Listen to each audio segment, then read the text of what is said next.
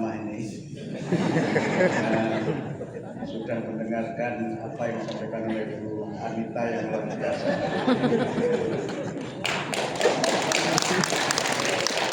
Yang kedua juga berat karena waktunya memang jam istirahat. Habis makan enak di ruangan yang sejuk, kemudian suasananya memang mendukung untuk istirahat siang. Saya merasa betapa beratnya perjuangan saya. Karena itu saya coba rileks saja. Saya mulai dengan pantun. Ini pantun khas saya, pantun Jenaka. Pantunnya buah salam, buah leci, itulah tadi nama-nama buah. Dengan salam kita mulai agar acara kita mendapatkan berkah. Assalamualaikum warahmatullahi wabarakatuh. Salam, salve, Om Swastiastu, Namo Buddhaya, salam kebajikan, rahayu, salam sehat. Masih ada lagi salam yang belum disampaikan. Inilah khas Indonesia. Yang terhormat Ibu Anita Yakoba Gah, anggota Komisi 10 DPR RI. Mohon maaf saya tidak sebut gelar-gelarnya supaya tidak ada keliru gelar. Dan jangan sampai sudah punya gelar tidak disebut atau tidak punya gelar terus diberi gelar. Yang kami hormati sahabat dan teman seperjuangan saya, Bapak Gubernur Nusa Tenggara Timur, Bapak Emmanuel Melquiades Lakalena. Ini teman seperjuangan, dulu suka mengepal-ngepalkan tangan. Karena alhamdulillah ngepalnya sudah jabatan. Jadi saya kesini dengan beliau ini seperti reuni karena perjuangan saya cukup lama.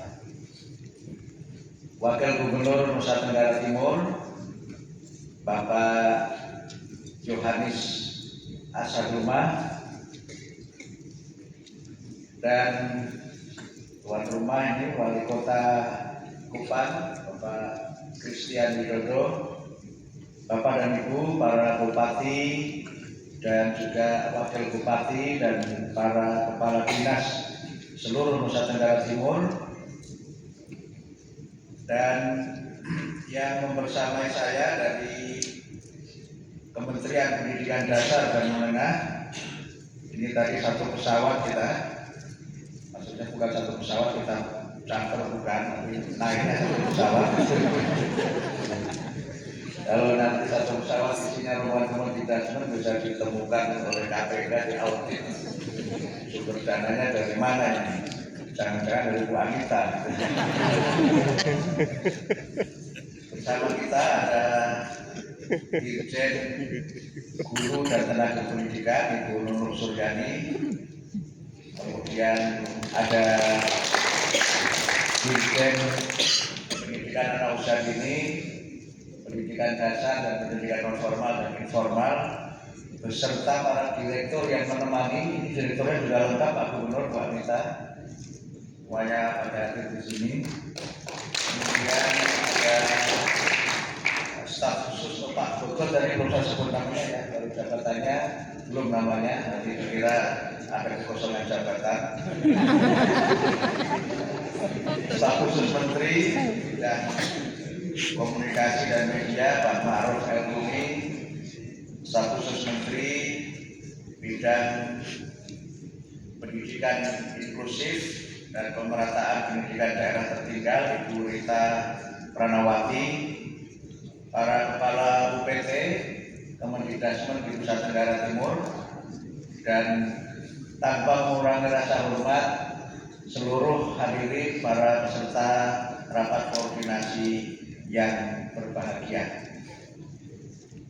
Pertama-tama sebagai insan yang beriman dan bertakwa kepada Tuhan Yang Maha Esa, marilah kita senantiasa bersyukur atas nikmat dan karunia yang terlimpahkan kepada kita, sehingga siang hari ini kita dapat bersama-sama menghadiri rapat koordinasi implementasi program Kementerian Dikdasmen dan sinkronisasi kebijakan daerah tahun 2026.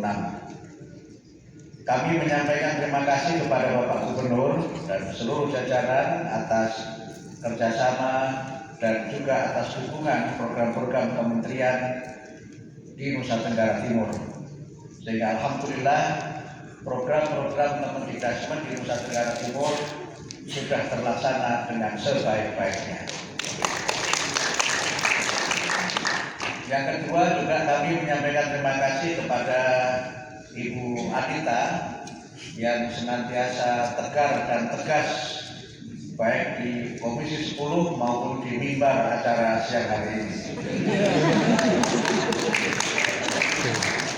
Saya kalau mendengarkan Ibu Adita berpidato itu saya harap-harap cemas. Harapan saya semoga Bu Adita tidak keras-keras. Cemasnya kalau ada titipan yang belum kami laksanakan. Maka alhamdulillah tadi beliau menyampaikan mayoritas program kita di Nusa Tenggara Timur dan tingkat nasional sudah terlaksana. Terima kasih Bu Adita atas dukungannya yang luar biasa. Ibu sudah keras saja, yang lain kadang-kadang masih lembek-lembek. Apalagi ibu lembek, yang lain tidak lembek. Saya ingin rileks saja karena materi saya yang akan saya sampaikan sudah disampaikan Bu Nurul semuanya. Jadi Bu Nurul tadi itu ceramah ceramah atas nama Menteri, kemudian ceramah atas nama Dirjen PAUD, Dasmen dan PNF, dan ceramah atas nama diri sendiri.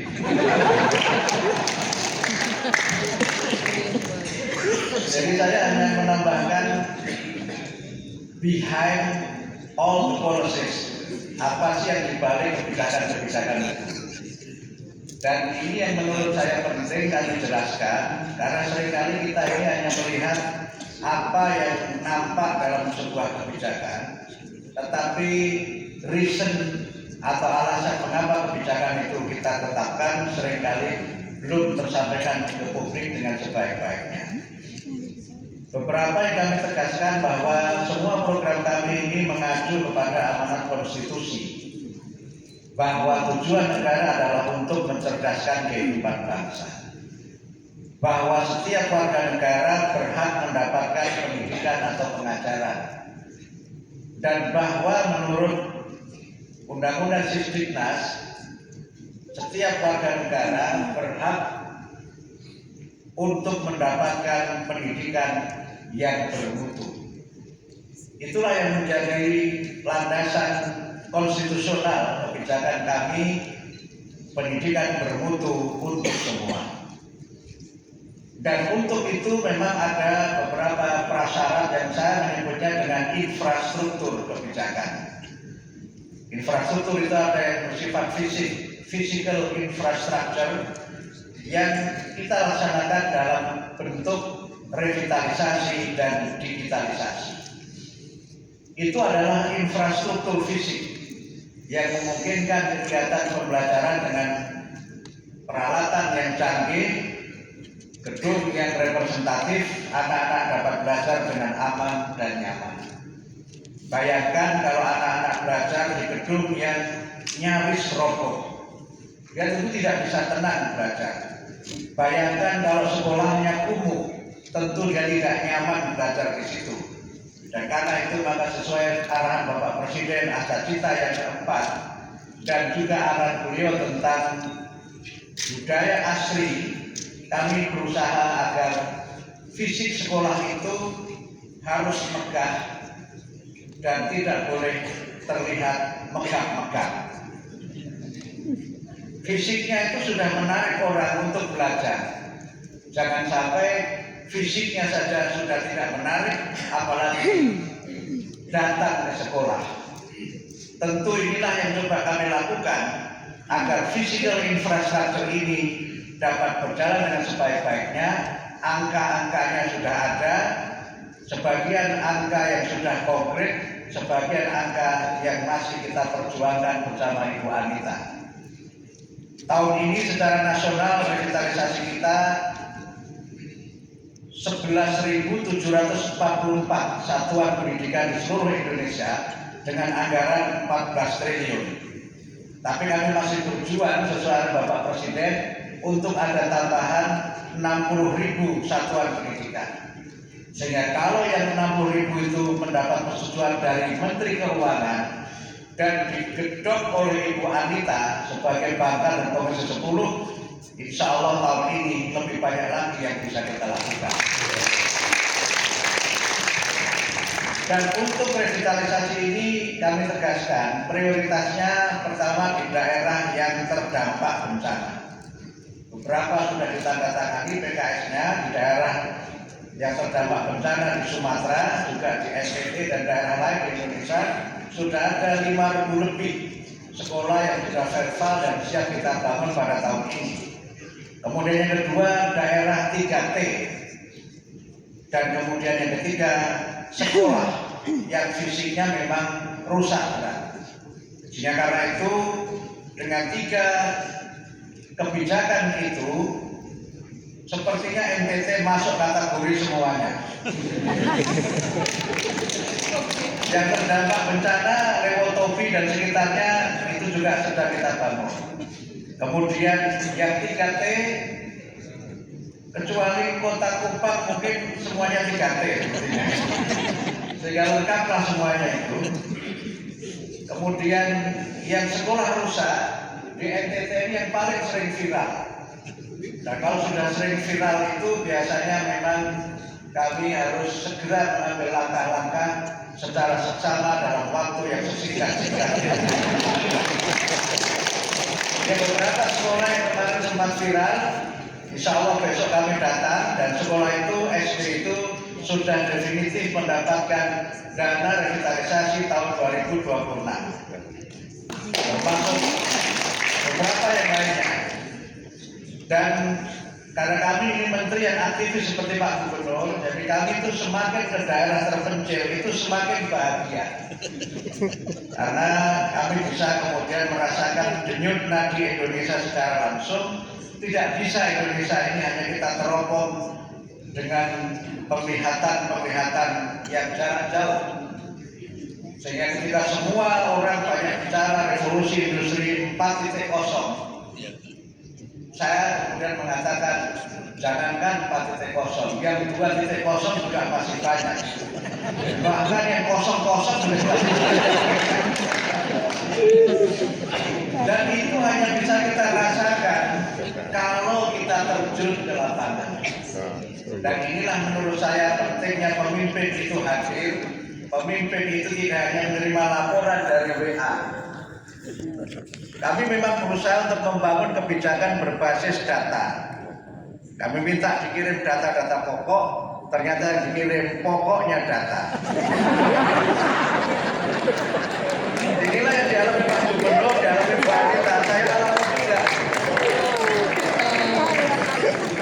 Jadi kan banyak sekolah yang sebenarnya fisiknya rusak, tapi dilaporkan bagus. Nah, begitu sekolah sebelahnya dibangun, sementara dia tidak, sama-sama rusak, kok kami tidak dibangun. Nah, akhirnya kami berkomentar, itulah barokahnya orang yang jujur. Karena jujur dilaporkan rusak, maka dibantu. Nah, rusak dilaporkan tidak rusak, ya tidak dibantu. Nah, inilah yang kami ingin bangun ke depan, karena kami ingin mengembangkan kebijakan berbasis policy. Yang kedua, berbagai kebijakan mengenai guru. Tadi Bu Nunu sudah menyampaikan angka-angkanya. Yang angka-angka itu juga seringkali Bu Nunu sering saya tegur kalau rapat di Rapim kementerian itu, kok angkanya berubah-ubah terus Bu Nunu. Termasuk dengan Pak Temu juga. Tetapi memang begitulah data di lapangan itu. Karena itu kami ingin untuk bagaimana agar data-data kita adalah data yang valid, data yang memang menggambarkan situasi real di lapangan untuk menjadi input kami dalam mengambil kebijakan. Digitalisasi alhamdulillah sudah lebih dari 288.000 tersampaikan ke sekolah-sekolah. Ada juga Pak Gubernur yang kami dapat laporan dari NTT juga Pak. Jangankan menggunakan, membuka IFP-nya pun tidak berani kepala sekolahnya itu. Sementara yang lain sudah menggunakan itu, sudah demonstrasi menggunakan IFP di hadapan Pak Presiden. Tapi buka pun tidak berani. Padahal IFP itu paketnya untuk tahun pertama itu 4 in 1. Tidak hanya 3 in 1 tapi 4 in 1. Kita bagi interaktif flat panelnya atau PID-nya itu. Yang kedua kita latih gurunya. Yang ketiga kita bantu laptop. Yang keempat kita berikan di situ hard disknya. Jadi 4 in 1 pada IFP itu. Bahkan ada paket kelima dan keenam untuk daerah yang belum ada sinyal dan belum ada listrik. Yang belum ada sinyal, ya kita minta supaya diberi sinyal di situ. Karena itu walaupun HP kita itu mahal, kalau nggak ada sinyal ya nggak bisa. Kenapa HP bagus kok tidak bisa dipakai? Karena nggak ada sinyalnya. Kenapa waktu beli nggak bersama sinyalnya sekalian? Itu ada cerita tapi nggak ingin saya ceritakan di sini. Maksud saya, daerah-daerah yang belum ada jaringan di internetnya kita bantu dengan Starlink. Kita bantu dan ada ribuan yang kita bantu dengan Starlink itu. Yang kedua, yang belum ada listrik kita kerjasama dengan PLN supaya daerah itu dibantu dengan panel surya. Memang hanya untuk sekolah itu, tapi fasilitasi dari PLN. Jadi kami bersungguh-sungguh untuk memastikan bahwa pembelajaran berlangsung secara lebih menarik dan anak-anak semakin berminat untuk belajar. Karena itulah maka Bapak Ibu sekalian, physical infrastructure ini tentu saja melekat dengan mutu. Karena kalau sekolah itu lingkungan fisiknya aman dan nyaman, alat-alatnya itu memadai, anak-anak akan semakin termotivasi untuk belajar. Secara teoritik, kalau termotivasi untuk belajar, maka hasil belajarnya akan lebih baik lagi. Yang kedua, kami menyebut dengan pedagogical infrastructure. Infrastruktur yang berkaitan dengan pedagogis. Di sini ada beberapa kebijakan yang memang melekat pada peningkatan kualitas pembelajaran. Yang pertama tentu kualitas gurunya. Tadi disampaikan oleh Bu Nuno bagaimana kebijakan kami menyangkut pemenuhan kualifikasi S1. Dan program ini kita berikan beasiswa 3 juta per semester dengan sistem RPL, rekognisi pembelajaran lampau, di kampus-kampus yang sudah ditentukan oleh Kemendikbudristek. Jadi kampusnya bukan kampus abal-abal, bukan kampus asal-asal, bukan kampus kaleng-kaleng. Dengan program RPL itu, Bapak Ibu guru dapat menyelesaikan S1 cukup 2 tahun, bahkan bisa kurang, tergantung dari pengalaman mengajarnya. Yang punya pengalaman mengajar lebih lama, maka program RPL-nya lebih singkat. Saya sering bercanda dengan istilah yang ada di agama Islam itu, RPL itu program seperti orang sholat jamak kosong. Yang harusnya sholat zuhur itu 4 rakaat menjadi cukup 2 rakaat saja. Yang harusnya S1 itu minimal 4 tahun, cukup 2 tahun saja. Dan itu diakui oleh Kemendikbudristek, ijazahnya adalah ijazah yang sesuai dengan ketentuan. Karena kalau guru belum berkualifikasi D4 atau S1, guru tidak bisa ikut PPG. Kalau tidak ikut PPG, guru tidak bisa mendapatkan tunjangan sertifikasi. Karena itu pintu gerbangnya ada pada pemenuhan kualifikasi ini. 2025 kita alokasikan 12.500. Sekarang sudah selesai semester 1. Mereka sekarang masuk semester 2. Pertengahan 2026 mereka insya Allah wisuda. 2026 kita alokasikan dari Gubernur menyampaikan untuk 150.000. tetapi belum sepenuhnya terisi, entah karena apa saya tidak tahu. Mungkin kalau ada adik-adik akan bertanya, coba tanyakan pada rumput yang bergoyang. Beasiswanya disediakan, kuliahnya bisa memilih kampus mana. Kemudian yang berikutnya peningkatan kompetensi. Tadi Bu Nur menyampaikan pelatihan-pelatihan yang sudah kami tetapkan untuk peningkatan kompetensi guru. Ada pelatihan pembelajaran mendalam, pelatihan coding dan AI, pelatihan kepemimpinan sekolah, pelatihan STEM, dan kemudian apalagi pelatihan keBK-an. Dan yang satu lagi bahasa Inggris. Pelatihan-pelatihan itu dapat dibiayai oleh APBN. Dan kalau Bapak Ibu ingin melaksanakan akselerasi percepatan tanpa menunggu APBN, dapat dibiayai dari dana BOS.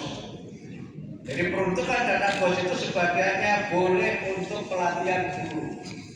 Dan pelatihannya boleh dengan OPC kami yang ada di provinsi atau melalui KKG, MGMP dan bentuk-bentuk lain yang itu bisa dilakukan tanpa mengganggu tugas Bapak Ibu guru, karena ada kebijakan kami 1 hari belajar guru. Jadi ada 1 hari di mana guru tidak harus mengajar, tapi 1 hari itu digunakan untuk belajar. Dan tolong kalau Bapak Ibu para pengambil kebijakan sudah mengambil kebijakan itu, Bapak Ibu guru memanfaatkannya. 1 hari belajar dimaksimalkan, jangan digunakan untuk belanja ke pasar.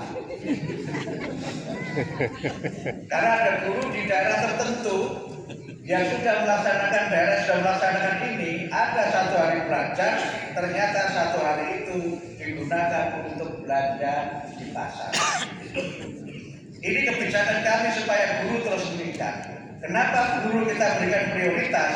Tadi Bu Anita menyampaikan, Pak Gubernur menyampaikan, Bu Gubernur menyampaikan, secanggih apapun teknologi, selengkap apapun fasilitas, penentu keberhasilan pembelajaran itu tetaplah guru.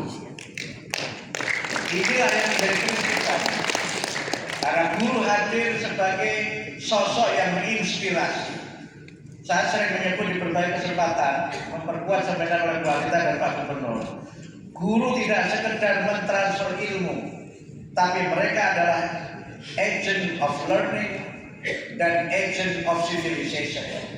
Mereka adalah agen ilmu dan mereka adalah agen peradaban. Dan untuk itu maka di antara tugas guru, ini bukan tugas tambahan. Tugas guru yang melekat sesuai dengan undang-undang guru dan dosen adalah guru menjadi konselor. Di mana guru itu menjadi guru wali yang mendampingi murid dalam jumlah tertentu sesuai dengan rasio guru dan murid. Dan tugas guru sebagai konselor itu dihitung sebagai pemenuhan jam mengajar yang 24 itu. Jadi kalau guru tadi menyampaikan cukup mengajar 16, pemenuhan 24 itu dari mana? Sebagian dari melaksanakan tugas keBK-an, sebagian dari guru belajar, dan sebagian dari guru aktif dalam kegiatan di masyarakat. Inilah yang coba kami lakukan sehingga bimbingan konseling ini penting agar berbagai masalah menyangkut karakter anak-anak kita ini dapat kita selesaikan dengan sebaik-baiknya. Banyak kekerasan di sekolah itu terjadi, sebagiannya justru di waktu istirahat. Waktu istirahat itu justru banyak terjadi kekerasan karena semua guru beristirahat juga di ruang kelas. Tapi dengan pembagian tugas sebagai guru wali itu, tentu guru berbagi dengan guru yang lain sehingga anak-anak tetap dalam pemantauan. Dengan tugas konselor itu, guru membangun komunikasi yang baik dengan orang tua.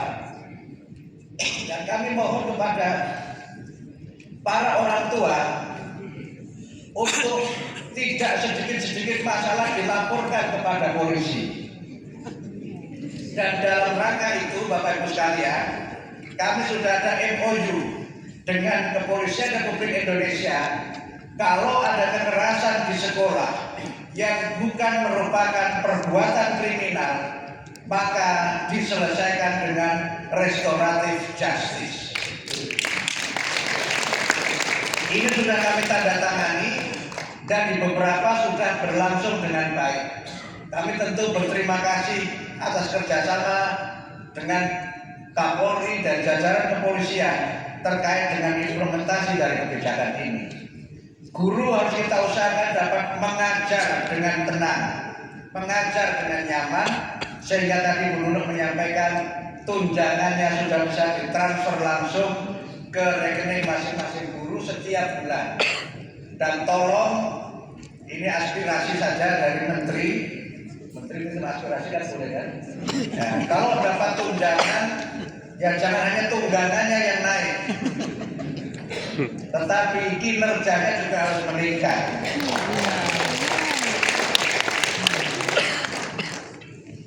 Karena kalau guru tidak meningkatkan kompetensi, kita sekarang mengalami namanya generation gap, terutama dengan kemajuan teknologi digital. Mayoritas guru kita itu generasi saya, generasi Pak Gubernur, generasi Pak Maruf yang muda-muda itu. Saya masih muda karena baru 60 tahun. Definisi senior itu kan kalau sudah di atas 60 tahun. Saya masih muda, paling nggak perasaannya lah. Ada orang mengatakan begini kan, age is only a number, that is forever, katanya begitu. Umur itu hanya hitungan, muda itu selalu, kira-kira begitu.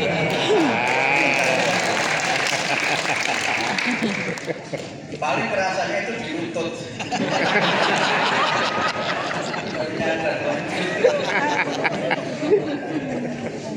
Jadi sementara murid-murid kita ini kan sebagian besarnya generasi alpha, yang mereka adalah native digital. Mereka ini menggunakan teknologi digital itu tidak mengerti bahasanya, tapi bisa menggunakan dengan baik. Ini yang seringkali menjadi sumber masalah. Jangankan kalau anak sekarang itu, mohon maaf, misalnya terpaksa gurunya itu mengukur. Kita melotot saja ke anak itu, dia sudah merasa tidak nyaman. Kemudian lapor ke orang tuanya dan sebagainya.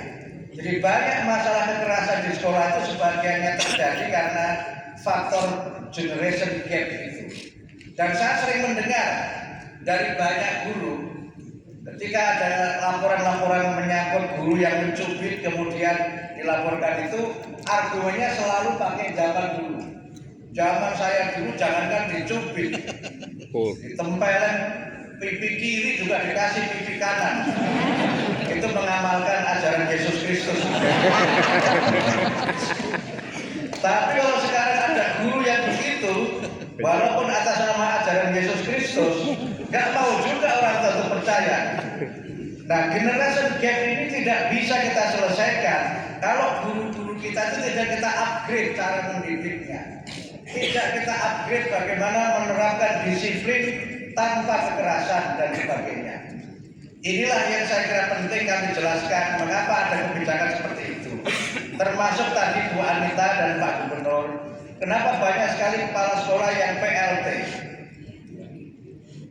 Itu sebagiannya karena ada kebijakan terdahulu di mana kepala sekolah itu harus dari guru penggerak. Ya. Sementara jumlah guru penggerak itu tidak sebanding dengan jumlah satuan pendidikan yang ada. Sehingga kemudian kami mengambil kebijakan kepala sekolah tidak harus dari guru penggerak, tapi guru penggerak boleh ikut kalau memenuhi persyaratan. Persyaratannya ini kami buat memang sekurang-kurangnya golongan 3C. Kenapa golongan 3C? Ini Pak Wakil Gubernur ini kan pangkatnya Irjen. Tidak mungkin orang lulus Akpol langsung jadi Kapolda. Ada jenjangnya. Tidak mungkin seseorang itu baru jadi guru, kemudian canggih menguasai teknologi digital, langsung kepala sekolah. Karena kepala sekolah itu tidak sekedar penguasaan teknologi digital, itu disebut managing human resources ini berkaitan dengan mengelola sumber daya manusia. Baru lulus diangkat jadi kepala sekolah, sementara ada guru yang sudah senior menjelang pensiun. Itu kemudian guru yang menjelang pensiun itu melotot saja. Udah nggak bisa ngatasi. Inilah kenapa kemudian muncul 3C. Wah, kita ada yang menggugat, aturan ini ada yang menggugat ke MA. Ya. Aturan ini dianggap menghambat karir. Tapi kemudian gugatan itu ditolak oleh MA. Artinya kebijakan kami kepala sekolah minimal 3C itu sudah sesuai dengan aturan dan hukum yang berlaku. Nah, tetapi seandainya jika apabila ada daerah-daerah yang memang tidak ada yang golongan 3C dan tidak mungkin ditugaskan dari daerah lain karena keadaan tertentu, maka belum 3C pun itu boleh. Ya. Ya. Ini ada 3B itu bisa, 3A yang dulu tadi. Yang kedua, kepala sekolah itu harus berlatihan cakep. Lama kan 3B. Calon kepala sekolah. Sehingga kalau sudah 3C, sudah punya sertifikat cakep, maka dia eligible. Tetapi kalau sudah 3C belum cakep, bisa. maka yang penting diangkat dulu, cakepnya bisa menyusul. Karena saya tahu bagaimana beratnya menjadi PLT itu. Ya, betul. Walaupun ada yang menyebut pejabat yang betul-betul bekerja itu ya PLT, karena pejabat yang melaksanakan tugas. Karena dia kena 2 beban. Dia harus melaksanakan tugas sebagai guru dan melaksanakan tugas sebagai kepala sekolah. Sementara tambahnya cuma berapa persen itu Pak? 20%. Yang kepala sekolah bisa angkat tangan cerita pengalamannya. Yang PLT nggak ada ya? Berarti jelas semua nasibnya. Tapi ada hal lain yang disampaikan gubernur tadi, menyangkut kontrak dana bos, menyangkut revitalisasi dan lain-lain, itu tidak boleh oleh PLT. Sehingga karena itu maka kebijakan kami buat bukan untuk mempersulit dan menghambatkan seseorang, tapi orientasinya adalah orientasi mutu. Semua orang bisa berbicara mengenai collegial leadership, tapi apapun menurut saya leadership itu penentunya tetaplah kepala sekolah. Provinsi NTT tetap saja penentunya adalah gubernur. Kalau gubernurnya seperti Pak Melki ini, NTT melaju lincah gaspol.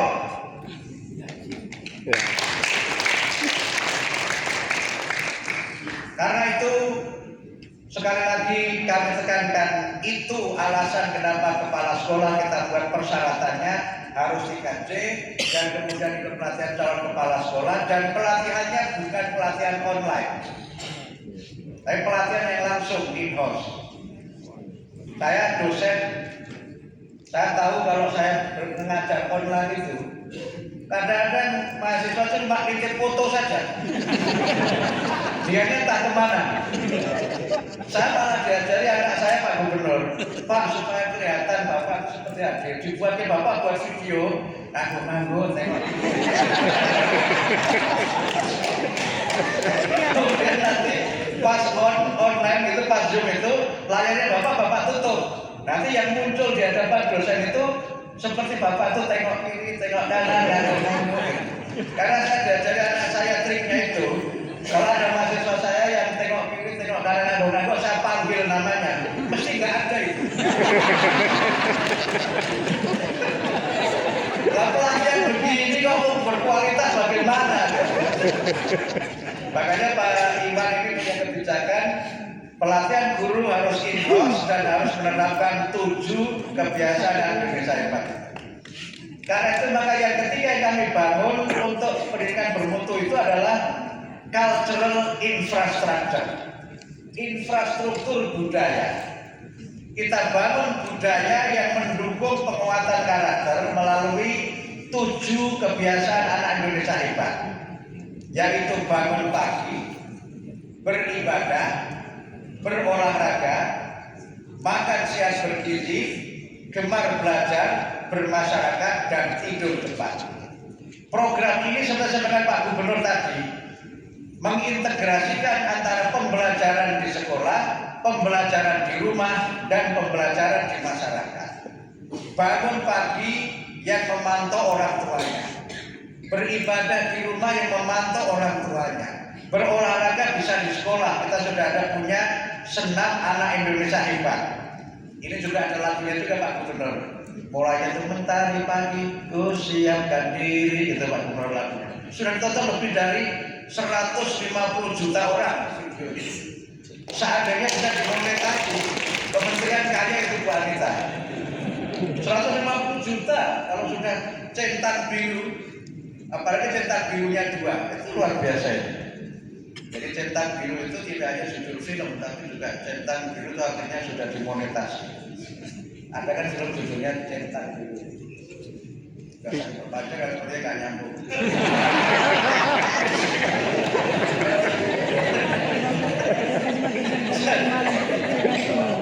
Ya, makan sehat bergizi itu programnya Pak Presiden Prabowo, MBG itu.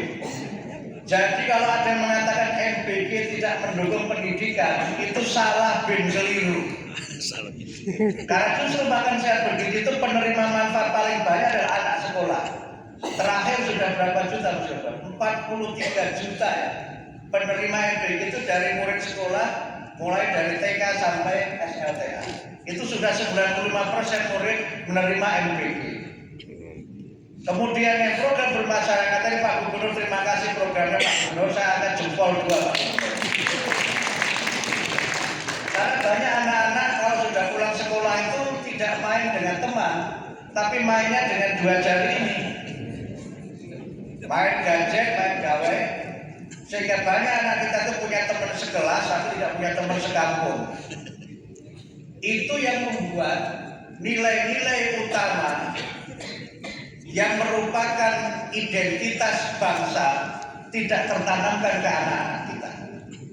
Sehingga dengan bermasyarakat, dengan program Pak Gubernur tadi, anak-anak kita dapat mewarisi nilai-nilai utama, nilai-nilai mulia di dalam masyarakat dan budaya kita dengan pendekatan-pendekatan yang bersifat kultural.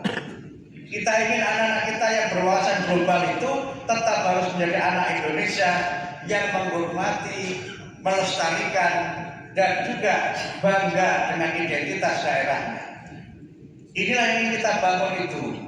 Sehingga karena itu maka kebijakan 7 kebiasaan itu kemudian kita perkuat dengan pagi ceria dan program-program lain yang kami sebut sebagai bagian dari cultural